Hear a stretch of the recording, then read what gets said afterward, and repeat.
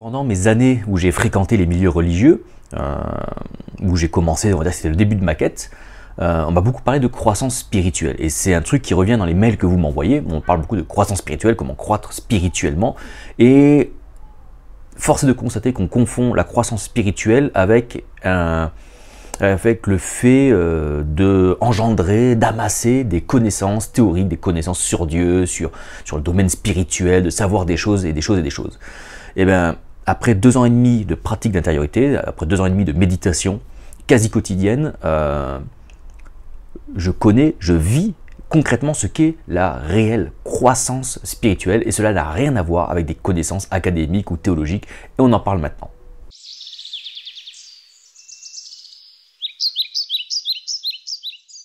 Bonjour tout le monde, bienvenue pour un nouveau partage sur la chaîne La Source Intérieure, et donc on va parler de la croissance spirituelle, car dans les mails que je reçois, les différents messages, commentaires que je reçois sur la chaîne et ailleurs, on me parle souvent de croissance spirituelle, et cette envie qui est tout à fait légitime, de croître spirituellement, est amalgamée et confondue avec le fait de savoir des choses, dans le domaine du spirituel, du domaine de la théologie, de Dieu, etc. etc. Et donc souvent on m'envoie des liens de vidéo, alors pas toujours, parfois c'est parfois très judicieux, je ne suis pas du tout contre ça, mais je vois des gens qui ne font que pratiquement chercher à comprendre à travers des vidéos YouTube, à travers des articles, à travers des prédications de pasteurs, il y en a qui croient encore en ça. Bref, ils cherchent partout des réponses à leurs questions qui sont tout à fait légitimes, car ils ont soif, il y a une vraie démarche qui est sincère, qui est honnête, et ils pensent qu'en trouvant la vérité dans des explications théoriques, dont les miennes par exemple, ils vont pouvoir croître spirituellement. Tout ce que cela peut engendrer, dans le meilleur des cas, c'est, comme je l'avais dit lors du live numéro 8, c'est que ça peut permettre, à certains moments, d'établir, de redéfinir un terme, chose comme ça, une compréhension un peu tordue, et ça peut éventuellement permettre de mieux accueillir, d'avoir un meilleur réceptacle pour l'intériorité, pour la révélation intérieure, qui elle est la vraie croissance spirituelle. Ça c'est dans le meilleur des cas. Mais la plupart du temps, qu'est-ce qu'on fait? C'est qu'on cherche à gauche, à droite, dans différents thèmes, on prend une source 2, une source 3. Et le problème c'est qu'on vient prendre plusieurs sources, avec plusieurs vérités, et enfin, plusieurs sources avec plusieurs informations, plusieurs croyances. Ces croyances nous parviennent, sont mises à l'intérieur, et quand ça arrive dans notre conscience, ça crée plusieurs vérités. Bah, lui il dit ça, lui il dit ça, lui il dit ça. Et lorsqu'on prend différents trucs, on dit ah mais lui il dit ça comme ça, lui il dit ça comme ça, du coup je comprends plus pourquoi, t'as vu? Et le problème c'est que quand on prend un large spectre, on va chercher un peu partout, forcément ça amène différentes vérités, et différentes vérités qui parfois, très souvent, qui ne vont pas ensemble, et ça crée de l'incohérence. Et donc, bah, c'est comme déchirer, déchiqueter, c'est en pièces, c'est en puzzle, et après, on va chercher d'autres vidéos, d'autres savoirs pour pouvoir faire tenir une croyance avec l'autre. Alors après, on va, finalement, celle-là, je la veux plus. Puis, on va faire que jouer avec ça, finalement, qu'avec de l'enseignement. Et ça n'a rien à voir avec la croissance spirituelle. Ce qu'on appelle croissance spirituelle, c'est tout simplement lorsque Christ croît en nous, du verbe croître, grandir en nous. La croissance spirituelle, c'est mon identité christique qui grandit en moi. La croissance spirituelle, c'est le petit enfant, le petit Jésus qui est en moi, qui grandit en moi, qui grandit dans l'accompagnement, dans l'éclairage, l'illumination, on va dire ça comme ça, dans l'éveil de ma véritable identité divine. C'est ça la croissance spirituelle. Ce n'est pas des enseignements.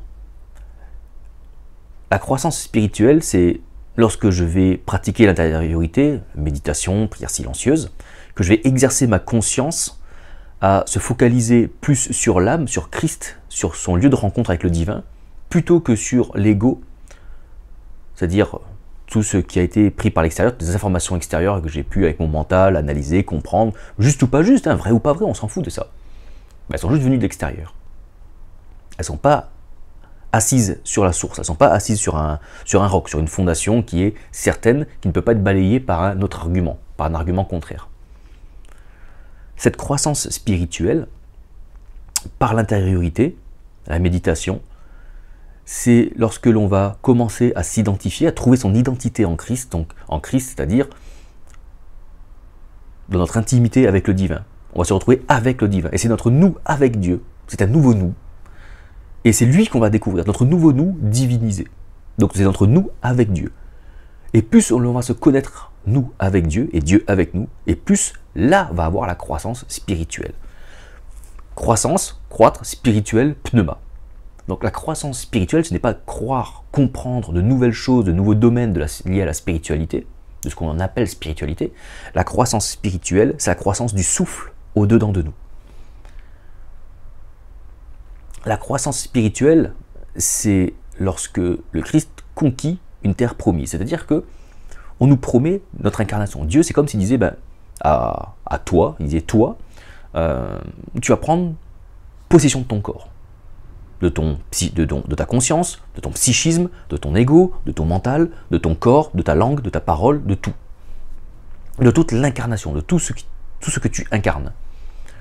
Aujourd'hui, ton incarnation, elle est trompée, elle est leurrée parce qu'elle est définie selon ce que les autres disent de toi. Ce que les expériences sociales, familiales, culturelles, sociales, etc. ont dit de toi. Donc tu fais un travail d'intériorité, cette repentance, tu retournes et tu vas travailler la conscience non pas avec ce qu'elle voit de l'extérieur, mais ce qu'il y a à l'intérieur, caché à l'intérieur, dans les profondeurs de l'âme, donc avec ce divin. Et là tu vas te rencontrer avec Dieu, et ça va être un nouveau toi, parce que tu vas être redéfini selon le divin et non plus selon le monde. Donc tu vas te retrouver ta réelle identité, l'identité originelle. Et cette identité va venir conquérir ton incarnation. C'est ça la conquête du royaume. Conquérir le royaume, la terre promise, la conquête de la terre promise. Et c'est ça la croissance spirituelle. Donc c'est ce souffle dont le robinet, la vanne d'arrivée est déjà en toi. Et par ces exercices d'intériorité, ces exercices de méditation, tu vas apprendre à tourner ta conscience vers lui, qui est la conscience, c'est ton canal de réalisation, de réalité. C'est ce qui permet aux choses de devenir réelles pour nous. Quand ça arrive à la conscience, ça devient réel pour nous. Quand bien même ce serait faux en vrai. Tu vois, si on te dit un mensonge et que tu y crois, ça arrive à ta conscience, tu y crois, donc ce mensonge devient une vérité pour toi. Bref. Ta conscience se fait imbiber par le Christ. Elle est, j'allais pas dire christianisée, parce que on va tomber dans des termes qui ne sont pas tout à fait justes. Elle est plutôt ointe, divinisée, donc christisée, messisée, je ne sais pas comment dire. Et ce n'est pas juste la conscience qui prend des informations de l'âme. C'est l'âme qui a sa nature, son essence divine, qui vient transmettre sa nature, son essence, son parfum à la conscience. Et ce n'est pas la conscience ensuite qui transmet au mental, à l'ego et au corps ce qu'elle a appris de l'âme. Non, c'est le souffle qui continue, qui une fois qu'il a conquis la conscience, continue à conquérir. Et il conquit, c'est ça qu'on appelle le renouvellement intérieur, le renouvellement de l'intelligence, que ça va renouveler notre mental, qui va s'identifier à ce qui est réellement vrai, entre guillemets, à ce qui est originel et non plus ce qui est extérieur. Ça ne t'empêchera pas de matcher, de te rendre compte qu'il y avait des choses qui étaient extérieures qui étaient aussi vraies, ça n'empêche pas. Mais c'est la source sur laquelle tu t'es connecté en fait. Et la croissance spirituelle, c'est ce souffle qui grandit, qui conquit un certain, j'allais dire, territoire entre nous. Donc la croissance spirituelle, c'est ni plus ni moins que ce processus, que c'est un processus, comme le fait de pousser, de grandir, hein, c'est un processus, selon lequel le souffle divin te remplit au fur et à mesure. Et au fur et à mesure qu'il va te remplir, tu vas apprendre quoi? Tu vas t'apprendre à te connaître toi. Mais pas toi, selon la psychologie moderne et le New Age ou les parapsychologies des réseaux sociaux, tu vois, avec des belles citations Instagram claquées. Non, tu vas te connaître toi sous l'angle divin. Ouais, c'est autre chose, hein. Il y a une déconstruction de l'ego, c'est pas toujours cool. Je vais pas refaire plusieurs sujets dans cette vidéo-là, c'est pas le but. Mais tu vas revenir, tu vas découvrir cela, et tout ce qui te sera révélé de toi avec Dieu, c'est une connaissance de ton toi divinisé. C'est la connaissance même de Christ. Christ est l'union entre le divin et l'homme. Et lorsque cette identité, on apprend à la connaître au début et on la fait croître. Et elle ressemble, c'est ce que représente la naissance de Jésus. Jésus, c'est ce petit enfant qui est en nous et qu'on doit faire grandir. C'est pour ça qu'on doit revenir comme un petit enfant, revenir à cet état de petit enfant, mais on ne doit pas rester à cet état de petit enfant. Ensuite, il faut croître. Et que cet enfant grandisse, prenne de la maturité. Donc évidemment, c'est une image, hein, on n'a pas un enfant qui pousse en nous, c'est une image.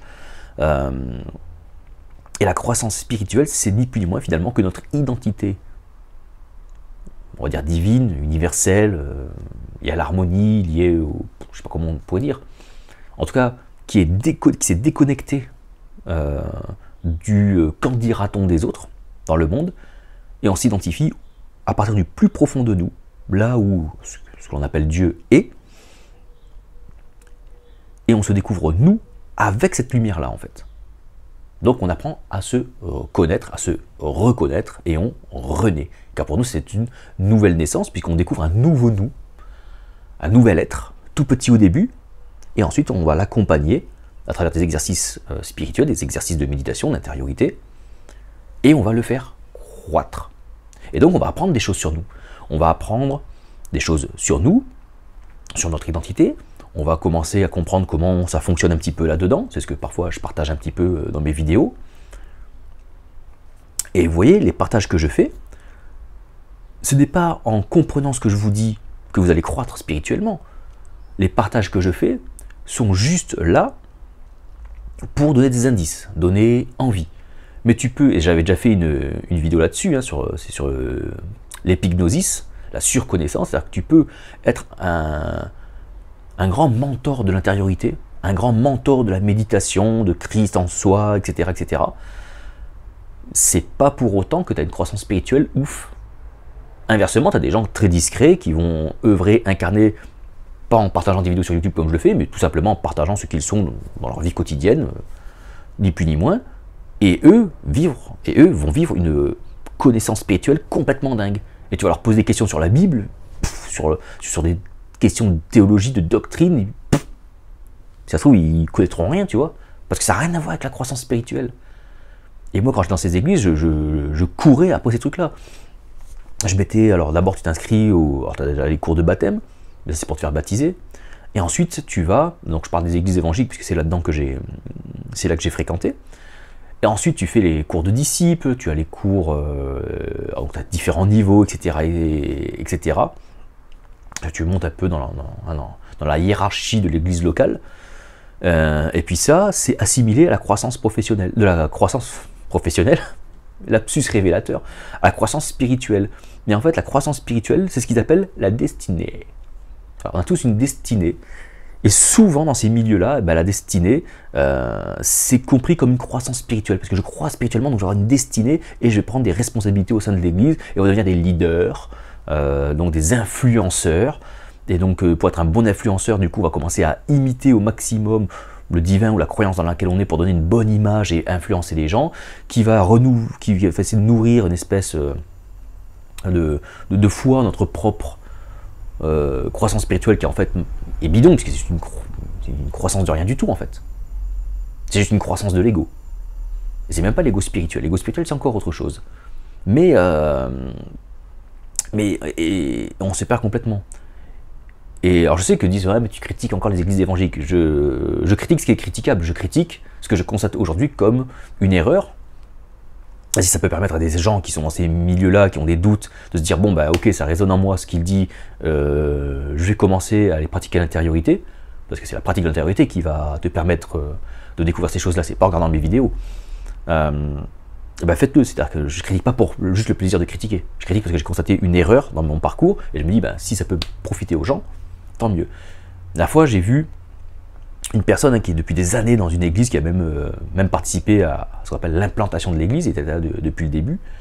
Et récemment, ça y est, il fait les vidéos, partage de l'église avec le fond professionnel. Tu vois, ils n'ont pas un fond pourri comme moi derrière, tu vois, tu as un beau fond grâce au don des fidèles. Ils ont un petit studio d'enregistrement et tout. Puis il y a le mec encore qui vient filmer gratuitement les week-ends, parce qu'il le fait au bénéfice de l'église, évidemment. Donc les mecs, t'as des mecs là-dedans, un peu petit hors sujet, tu vois, mais les mecs, ils font des heures et des heures et des heures au service de l'église, les mecs, ils ont pas un centime, quoi. C'est pour la gloire de Dieu, quoi. Bref. Et cette personne-là, que je connais, que j'ai déjà fréquenté en dehors de l'église, etc., bon, je vois plus depuis que j'ai quitté l'église, parce que quand tu quittes l'église, plus personne ne te connaît, elle a fait une espèce de prédication, donc les prédications, c'est juste des récitations de versets qui ont ni queue ni tête, et sa voix, son intonation, était ni plus ni moins que celle de son pasteur. C'était exactement les mêmes. En fait, tu l'écoutes, le mec, tu ne le reconnais plus. Et donc, on se crée une identité là-dedans, et on se dit, je crois spirituellement, donc je suis dans pleine croissance spirituelle, on me donne des responsabilités, c'est la promotion spirituelle, même on appelle ça. Dans ce milieu, la promotion spirituelle. Tout ça, c'est une erreur. Tout ça, ce sont des conneries. Tu peux apprendre plus de choses que moi sur l'intériorité, me citer des auteurs de fous, me dire, oui, mais alors la conscience, ça marche comme ça, et là, ça marche comme ça, le mental, c'est ça, l'ego, c'est ça. Tu peux être un as de l'as de tout ça. Tu peux tout comprendre. Si, derrière, tu n'as pas une pratique spirituelle dans laquelle tu découvres ton identité christique, divine, eh bien, tout intelligent que tu es, enfin, intelligence, ça n'a rien à voir avec l'intelligence, mais toute culture, toute connaissance que tu aurais, n'a rien à voir, une quelconque promotion spirituelle, à une quelconque croissance spirituelle, ça n'a rien à voir, c'est du vent. C'est du vent complet. Alors, et comme je te disais, le seul avantage que ça peut avoir, c'est-à-dire que si tu touches à des vérités par ce biais-là, ça te permettra de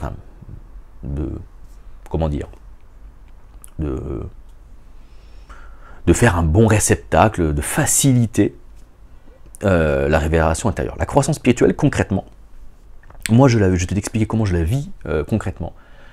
Elle n'a rien à voir avec une connaissance des choses. Alors tu vas me dire, oui, mais pourtant, si tu partages des vidéos, il y a quand même des connaissances finalement, quand tu expliques le mental, quand tu expliques l'ego, quand tu expliques la métaphore entre Jésus et Israël, quand tu expliques ces choses-là, au final, il y a des connaissances.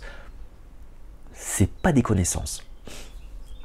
Moi, je vous amène, ça peut être compris comme je comprends. Moi, ce que je vis intérieurement, ce sont des fulgurances. C'est-à-dire que, et des fulgurances que tu peux vivre avec le mental, donc là, il faut avoir aussi le discernement. Tout n'est pas simple, c'est pas si simple que ça, évidemment. C'est-à-dire que tu médites. Et comme je t'ai déjà dit, quand tu médites, quand tu fais l'intériorité, c'est comme quand tu arroses une plante, c'est-à-dire que sur l'instant, il ne se passe pas forcément grand-chose, quoi. Une plante, quand tu l'arroses, il ne se passe rien. C'est à force de l'arroser qu'elle se transforme. L'intériorité, c'est pareil. Mais il arrive qu'à un moment donné, quand même, cette petite séance et cette petite goutte d'eau est comme une petite goutte d'eau qui fait déborder le vase, on va dire. Dans un domaine, dans une compréhension, dans un petit blocage qu'il y a, d'une croyance, d'une compréhension de choses de soi. Et il arrive que, lors d'un moment d'intériorité, ou un petit peu après, pouf, quelque chose se débloque. C'est ce que j'appelle moi des fulgurances, c'est-à-dire que il y a comme un petit territoire, il y a un arrondissement à l'intérieur de moi qui a été conquis par le Christ. Et donc ça renouvelle quelque chose. Mais c'est extrêmement intime. Et moi, comme j'aime partager ça, j'ai envie d'inviter les gens à entrer dans ce processus-là, à découvrir cela. Et ben, je suis obligé de mettre des mots dessus. Je donne des métaphores, je donne des explications. Je symbolise ma croissance spirituelle à travers, voilà ce que je dis, des métaphores, des explications, qui donnent l'impression que ce sont des connaissances. La connaissance, en fait, telle qu'on peut la comprendre sur les choses, c'est juste une interface matérielle de la vraie connaissance, de la vraie gnose, en fait. Et souvent, c'est ce qu'on a confondu avec ce qu'on appelait la gnose, les gnostiques, etc. C'est qu'on s'est dit, du coup, c'est le fait de savoir ces choses-là qui sont vraies. C'est-à-dire que vous allez avoir des explications extrêmement pointues, notamment sur ma chaîne, n'est-ce pas? Vous allez avoir des explications extrêmement pointues qui sont vraies dans le fond, pas forcément sur la forme, parce que c'est toujours difficile de mettre les mots exacts dessus, tu vois, mais dans le fond est vrai, le principe qu'il y a derrière, qui est tenté d'expliquer, est fondamentalement vrai.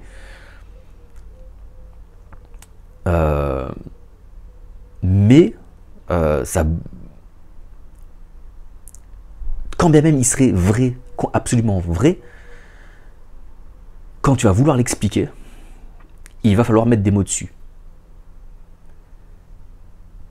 Et en fait, bien que quand tu vas le comprendre, c'est-à-dire que moi je vais t'expliquer quelque chose, comme là en ce moment, ça arrive à ton oreille, tu le captes donc par les sens, ça arrive, ça passe par le filtre du mental, de la compréhension, ça passe par l'ego, ça passe par plein de trucs compliqués, ça arrive à ta conscience.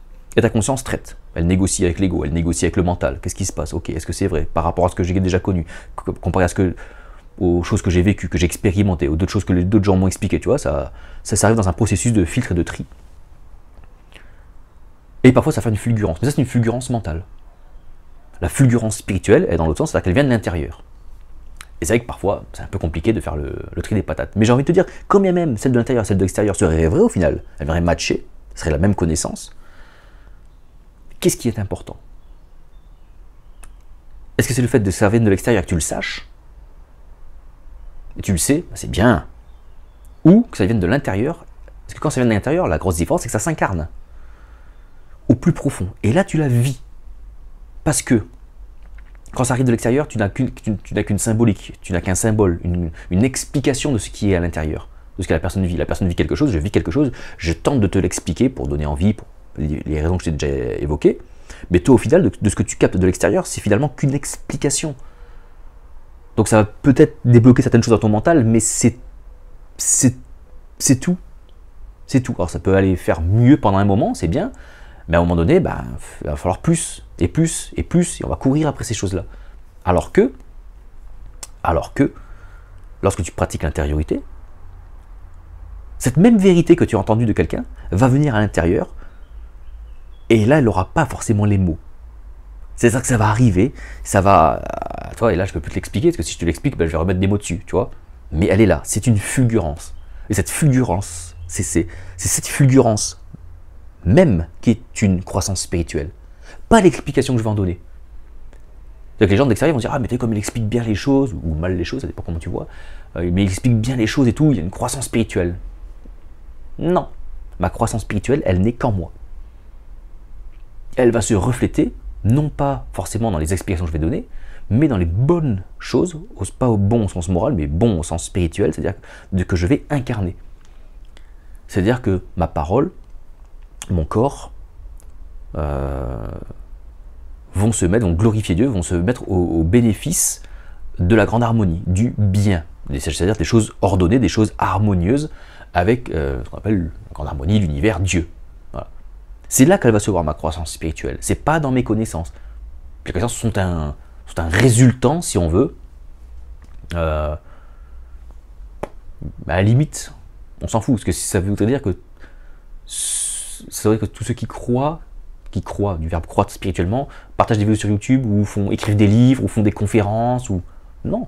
Il y a plein de gens qui ont une super croissance spirituelle, ce que je te dis, qui est à l'intérieur, qui est intime, et qui le vivent dans leurs relations de tous les jours, dans leur quotidien,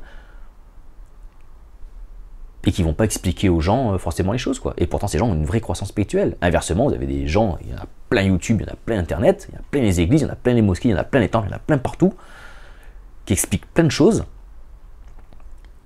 Il y a moi, qui explique des choses. Et ce que je vous dis, c'est que dans le meilleur des cas, si vous avez déjà un travail intérieur, qui est en gestation, qui commence, ça va commencer à mettre des brides, l'oreille va tendre à faire « Ah, ça me parle intérieurement ». Bon, ok, allez, et on continue. Mais là, c'est pas une croissance spirituelle. La croissance spirituelle, c'est à l'intérieur. C'est comment ça prend. Et lorsque ça prend grâce à un élément extérieur, c'est juste un coup de pouce, à la limite. La croissance spirituelle, c'est lorsque je me connais, moi, selon la lumière divine, à la lumière divine, selon l'angle divin, dans le Christ. C'est Christ, Christ en moi, qui grandit, puisque Christ, c'est forcément en moi. Puisque c'est la jonction, c'est loin, donc il faut un ointeur et un ointé, comme je l'ai déjà dit, tu vois.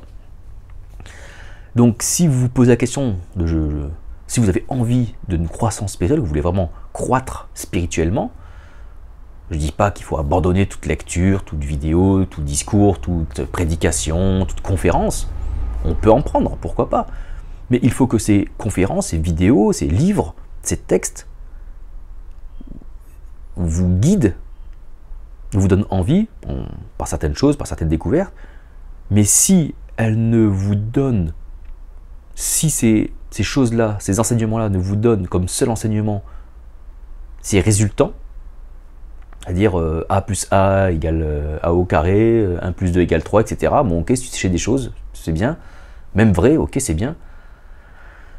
Il faut que ces enseignements-là vous disent, voilà, quand vous pratiquez l'intériorité, il y a ça, et ça. Maintenant, ne perdez pas de vue l'objectif, qui est votre croissance spirituelle. Et votre croissance spirituelle, elle ne sera que dans la pratique du Christ, dans la pratique de l'intériorité, de la prière intérieure. Sans pratique, C'est comme, j'ai envie de te dire, c'est comme un footballeur. Hein. Un footballeur, tu peux apprendre tous les palmarès de tous les championnats, tu peux connaître les palmarès de tous les joueurs, tu peux connaître toutes les équipes, tu peux être un excellent commentateur, un excellent journaliste sportif. Tu connais l'histoire du foot, tu connais les grands matchs, tu connais les tactiques, tu sais que tu peux mettre un fin technicien. Tu dis, ah ouais, mais si tu joues en 4-4-2, du coup, face à une équipe qui joue en 3-5-1, tu vois, tu peux être le meilleur là-dedans. Est-ce que pour autant, ça te fait toi un joueur? Est-ce que pour autant, tu vis le football? Tu le vis par procuration, mais tu ne pratiques pas le football. Tu veux dire, le seul moyen d'être footballeur, c'est de pratiquer le football. C'est de pratiquer et d'être footballeur. Et pour ça, ben, tu as des gens qui sont plus ou moins talentueux, parce qu'ils ont des prédispositions, et nous, les prédispositions, elles ne sont pas physiologiques. On est tous égaux pour ça, pour l'intériorité. La seule différence qu'on va avoir, c'est notre histoire. C'est notre vécu, c'est les croyances que l'on a, c'est les traumatismes de l'enfance, de l'adolescence, même de l'adulte que l'on a. C'est ça, en fait. C'est-à-dire qu'on a tous les mêmes capacités spirituelles, c'est juste que on n'a pas tous le même travail. On n'a pas tous la même quantité de travail pour se redécouvrir en Christ. Et tout enseignement que vous allez prendre n'est pas pour votre croissance spirituelle. C'est, comme je vous dis, dans les meilleurs des cas pour aider certaines choses, mais dans la plupart des cas, vous paumez. Et vous faire croire que parce que vous savez des choses, alors vous croissez spirituellement. C'est pas facile le verbe croître à conjuguer. Et moi, ce que je veux vous dire à travers cette vidéo-là, tu veux croître spirituellement, tu veux vraiment une croissance spirituelle, eh bien, ça n'a rien à voir avec tes connaissances. Ta croissance spirituelle, elle ne tient qu'à toi. Elle ne dépend pas de moi, elle ne dépend pas de qui que ce soit autour de toi, elle ne dépend que de toi. Elle ne dépend que de toi. Elle ne dépend que de ta pratique spirituelle. C'est en forgeant qu'on devient forgeron. Voilà. Bon, j'ai pas trouvé meilleure punchline pour finir, elle est un peu bidon, mais je trouve qu'elle marche bien. Il y a quand on joue en foot, quand on devient footballeur, il y a que... Enfin bref, je vais pas toutes les faire, quoi. Mais t'as compris le truc, quoi. Et que comme ça que tu y arriveras. Donc si tu veux croître spirituellement, je peux comprendre qu'on m'envoie des mails, qu'on m'envoie des messages, et j'y répondrai toujours avec plaisir, parce que je connais derrière la sincérité de la démarche qu'il y a derrière, donc j'y répondrai toujours avec plaisir. Ne croyez pas que je fais ça, je fais « Ah putain, quelle bande de cons, ils ont pas compris que c'est... » Non, je le prends absolument pas comme ça. Parce que j'ai été comme ça, je le suis aussi encore par moments, même moi, attendez, ne croyez pas que je sais tout. Je m'en suis, ces derniers mois, je m'en suis quand même vachement éloigné, j'ai bien croît spirituellement, et du coup c'est là où je vois que je prends une certaine distance avec les questions vers l'extérieur, mais ça peut encore m'arriver. Hein. Donc ne croyez pas que quand vous m'envoyez des questions par mail ou par message et tout, je les dénigre et que ça m'énerve et tout. Je les prends vraiment avec plaisir, ça me touche de les recevoir. Et mon but, c'est de prendre vos questions, vos interrogations, et de vous amener à vous donner envie de vous faire comprendre ce que je dis dans cette vidéo-là, c'est-à-dire de vous amener vers la pratique spirituelle. Il n'y a que ça qui vous amènera vers la croissance spirituelle. La croissance spirituelle, c'est la croissance du souffle, du pneuma au-dedans de vous, ni plus ni moins. Et cela n'a rien à voir une quelconque amas de connaissances. Moi j'ai fait des trucs de discute pas, de disciples, j'ai fait des écoles de théologie biblique en ligne, et tu sais quoi, mon but c'était quoi? C'est d'avoir des bonnes notes. Et je me disais, bah, si j'ai des bonnes notes, du coup je vais avoir une promotion spirituelle, et puis après peut-être qu'on me confiera des trucs à l'église, et puis je vais grandir dans l'église, et puis je vais faire des... C'est n'importe quoi. Ça n'a rien à voir, c'est un bon hobby hein, pour t'occuper, pour avoir une vie sociale si tu veux. Mais c'est pas ça la croissance spirituelle. La croissance spirituelle, elle est exclusivement intime. Et c'est exclusivement la découverte de toi à la lumière de Dieu. C'est la découverte de ton toi avec Dieu. C'est la découverte de ton toi un avec Dieu. Moi et le Père ne faisons qu'un. C'est ce que disait Jésus. Et bien c'est ce un-là que tu dois découvrir en toi. Voilà. Là, je vais vraiment m'arrêter. Allez, je te remercie encore pour ton attention et ton attention.